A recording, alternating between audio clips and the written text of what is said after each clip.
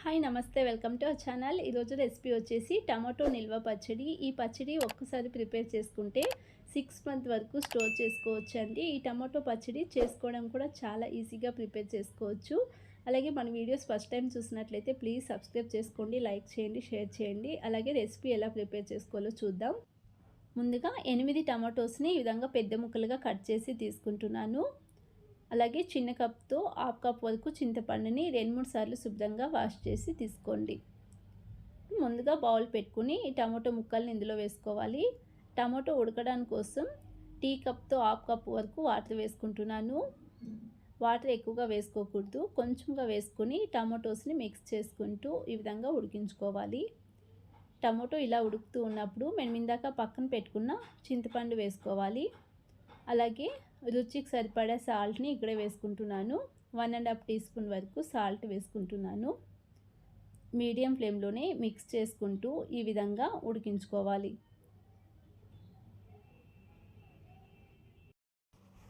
చూడండి, ఈ విధంగా టమాటో చింతపండు సాఫ్ట్ అయినంత వరకు ఉడికించుకొని పక్కన పెట్టుకోండి. ఈలోపే స్టవ్ పైన బౌల్ పెట్టుకొని 2 టీ స్పూన్స్ మెంతాలు వేసుకుంటున్నాను. 4 టీ స్పూన్స్ ఆవాలు వేసుకోవాలి. 1 టీ స్పూన్ జీలకర్ర వేసుకుంటున్నాను. జీలకర్ర ఎక్కువగా వేసుకోకూడదు, కావాలి అనుకుంటే హాఫ్ టీ స్పూన్ వేసుకోవచ్చు.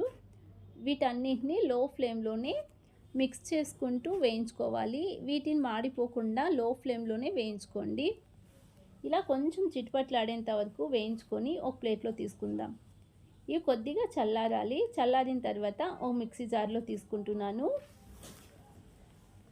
వీటిని గ్రైండ్ చేసుకోవాలి. పౌడర్లా గ్రైండ్ చేసుకుందాం. ఈ విధంగా గ్రైండ్ చేసుకుని ఇప్పుడు ఇందులోనే 3 వెల్లుల్లిపాయలను ఈ విధంగా పొట్టు తీయకుండా వేసుకుంటున్నాను. అలాగే రుచికి సరిపడా కారం వేసుకోవాలి. 4 టీ స్పూన్స్ కారం వేసుకుంటున్నాను. మీకు కారం ఎక్కువగా కావాలి అనుకుంటే ఎక్స్ట్రా 1 టీ స్పూన్ అయినా వేసుకోవచ్చు. ఈ విధంగా గ్రైండ్ చేసుకుందాం. మరి సాఫ్ట్గా కాకుండా ఈ విధంగా గ్రైండ్ చేసుకోవాలి. ఈ మసాలాను బౌల్లో తీసి పక్కన పెట్టుకుంటున్నాను. అలాగే ఇదే మిక్సీ జార్లోకి మేము ఇందాక ఉడికించుకున్న టమాటోస్ వేసుకుంటున్నాను. ఈ టమాటోస్ని గ్రైండ్ చేసుకోవాలి. కొంచెం సాఫ్ట్గా గ్రైండ్ చేసుకుని ఒక బౌల్లో తీసి పక్కన పెట్టుకుందాం. అలాగే పోపు కోసం స్టవ్ పైన బౌల్ పెట్టుకొని 2 గరిటెల ఆయిల్ వేసుకుంటున్నాను. ఇది నిల్వ పచ్చడి కాబట్టి ఆయిల్ కొంచెం ఎక్కువగానే వేసుకోవాలి.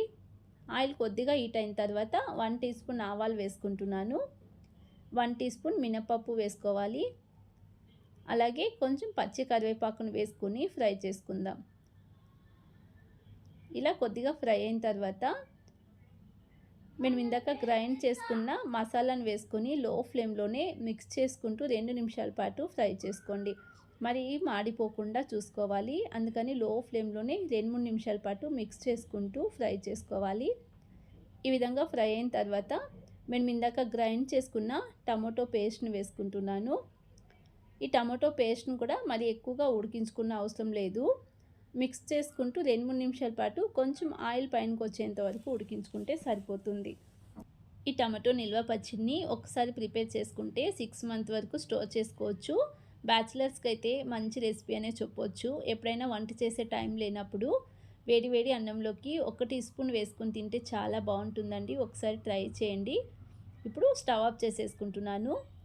కొంచెం చల్లారిన తర్వాత గాజు సీసాలో స్టోర్ చేసుకుంటే ఎన్ని రోజులైనా స్టోర్ చేసుకోవచ్చు. ఈ విధంగా ఒక్కసారి మీరు ట్రై చేయండి, మీకు తప్పకుండా నచ్చుతుంది. అలాగే ఈ రెసిపీ నచ్చినట్లయితే ప్లీజ్ లైక్ చేయండి, షేర్ చేయండి, అలాగే సబ్స్క్రైబ్ చేసుకోండి. ఈ రెసిపీ ఎలా ఉందో తప్పకుండా కామెంట్ సెక్షన్లో తెలియజేయండి.